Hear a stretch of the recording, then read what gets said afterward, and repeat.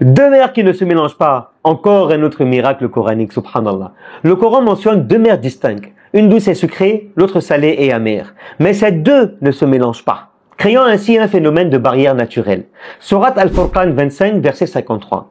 Et c'est lui qui a déversé du ciel une eau dont nous avons fait jaillir des sources et par lesquelles nous faisons pousser des végétaux, des grains divers, des palmiers, des vignes et des arbres toffus dans lesquels il y a de l'eau. Subhanallah.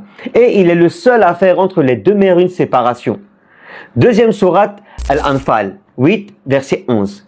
Lorsqu'il vous coucha d'un sommeil qui vous était une sécurité, et il fit descendre sur vous de l'eau du ciel pour vous purifier et pour y effacer vos péchés, et pour affirmer vos cœurs, et pour affirmer vos pas, lorsque votre Seigneur vous a donné la victoire par le choc de deux mers, il y a une barrière entre les deux, une douce et sucrée, une salée et amère.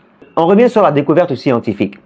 Les découvertes modernes dans le domaine de l'océanographie et de la science des océans expliquent que ce phénomène de séparation des mers est réel, grâce à un phénomène connu sous le nom de la stratification de l'eau et de mélange des eaux salées et sucrées. 2. La rencontre des eaux douces et salées. Lorsque les eaux douces des rivières ou des lacs rencontrent l'eau salée, des mers ou océans, elles ne se mélangent pas immédiatement, en raison des différences dans la densité, la salinité et la température de l'eau. Allahu Akbar. Cette différence crée une frontière ou une barrière qui sépare les deux types d'eau, appelées zones de la halocline. 2. Le phénomène observé. Des zones telles que le détroit de Gibraltar, le détroit de Messine en Méditerranée ou le golfe de Perse présentent ce phénomène où des masses d'eau et salée coexistent sans se mélanger immédiatement. Le golfe de Perse, la rencontre entre le golfe d'Oman, eau salée, et le fleuve Shatt al-Arab, eau douce, montre clairement ce phénomène. En 2000, des scientifiques ont observé ce phénomène dans les détroits de Gibraltar et Messine, où l'eau douce et l'eau salée coexistent avec une frontière nette entre elles. Subhanallah. Et elles ne se mélangent que progressivement en raison des différences de densité et de salinité. Je vous donne des noms de scientifiques et dates afin que vous puissiez éventuellement faire vos propres recherches. Ne sait-on jamais. Alexander von Humboldt, 1769-1859. Un scientifique et explorateur a observé les différences entre l'eau douce et salée dans les océans et les mers.